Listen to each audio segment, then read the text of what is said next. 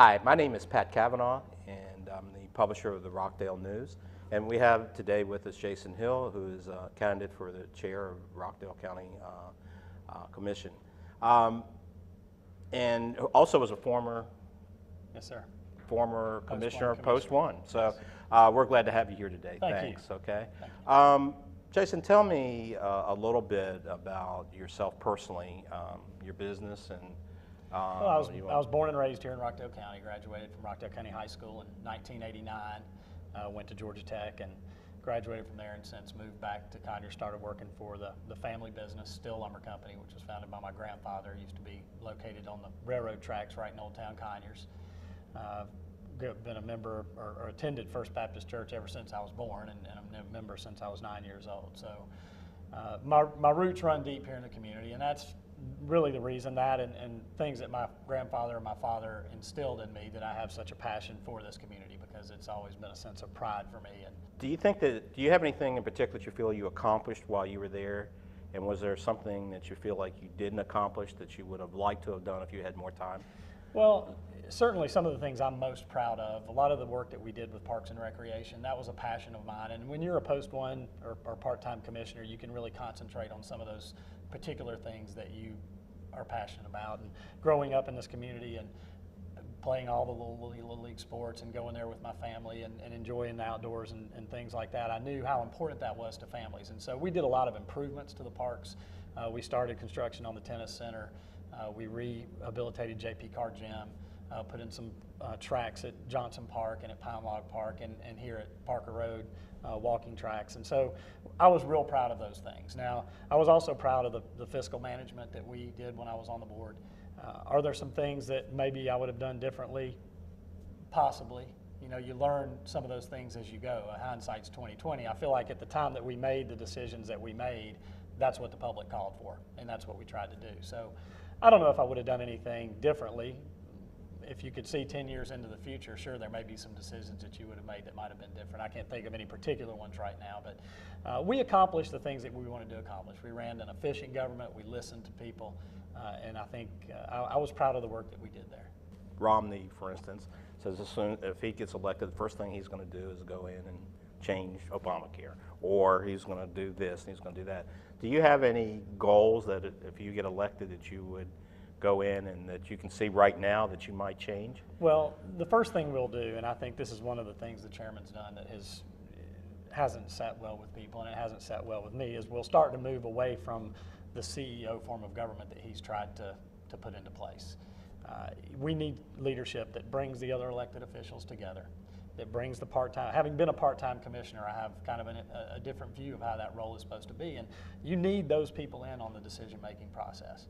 And he has, from the very beginning, kind of pushed them away to the day-to-day and some of the decision-making that's gone on there. And I asked the chairman this, and, Sure. and again, in regards to growth. Do you see a time, I mean, recently last year, they went to, and not very, in a nice way, went to a county manager, basically form of Newton government, County, yes. right. And, you know, which probably is more political than anything, but the point is they still have that. Sure. Do you see that with all the technical changes and all the different laws and state, federal, et cetera? Do you think that's a possibility for us in the future?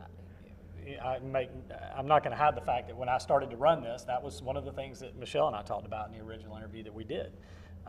There was an article in the Atlanta Journal-Constitution this weekend that talked about that cutting down on commissioner spending, having a county manager. It allows them to spread the funds more out across the services that you're providing the citizens. And that's been my argument for a county manager, that it would run a more efficient government. It would take politics out of the day-to-day operations of the county. And I think it would allow the commissioners to listen more and be more responsive to the people and set policy.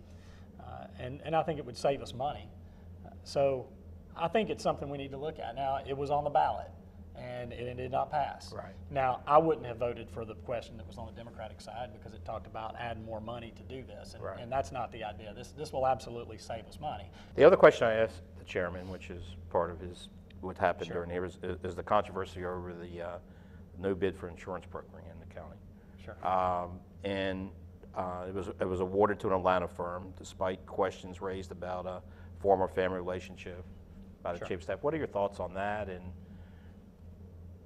you know, what are your thoughts going forward? I mean, this has happened now. Right. You know, we can beat it to death. Right, but, right. But what are your thoughts on the forward as far as this type of transparency Well, I think you or want to, non-transparency? you absolutely want to be as transparent as you can with every bid that you put out there. You know, campaign contributions are what they are. They're disclosed and they're legal. Taking those in the midst of a open bid, you're really not even supposed to have contact as a commissioner with people that are bidding on projects. So there's some questions there. The thing that disturbed me the most about it was that they were replacing a firm that has been doing business with the county for a long time, and they're a local firm, and they're replacing them with somebody else from Atlanta. And during that whole debate that happened in that meeting, there wasn't one mention about why.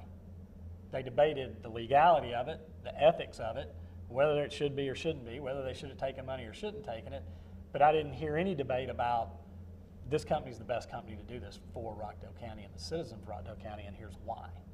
Well, Jason, if, you know, you have a couple minutes here to talk to our readers and tell them what you would like, okay, that maybe we haven't touched. Okay. Well, I just want to tell everyone out there that supported me, I appreciate the support. It's been overwhelming this time, the number of people that have come out and said they wanted to help, that are paying attention to this election and really want good leadership for Rockdale County, whatever that would be. As I've said before, I think our dreams of what we want in a community bring us together. And I feel like I know the heartbeat of this community. Of the two candidates, by whatever stick you want to measure it, I think I'm the most qualified to run the county. I have small business experience in Rockdale County. I have government experience in Rockdale County. I've graduated from Georgia Tech and Georgia State and been through Leadership Georgia and regional leadership. And the qualifications, I feel like I'm the most qualified person to run your government. But more than that, I love this community deeply, and the people that are supporting me love this community deeply. And I said to a group one time, I feel like that's the reason we'll win, because people that are supporting me love this community and are passionate about it. And when I'm in office, my actions will mirror that. And I don't think that's happened over the last 4 years. When I'm elected, the power won't be with me, it'll be with the people. And we're gonna pay attention to those things and spend the money and support the things that the people of this county want to support. Okay. Jason, good luck to you, okay? Thank you. And get people Appreciate out to you guys vote. doing this. And, Sure. November 6th, we'll know. Okay. Okay, thank you, sir. Yes, thank you. Appreciate it.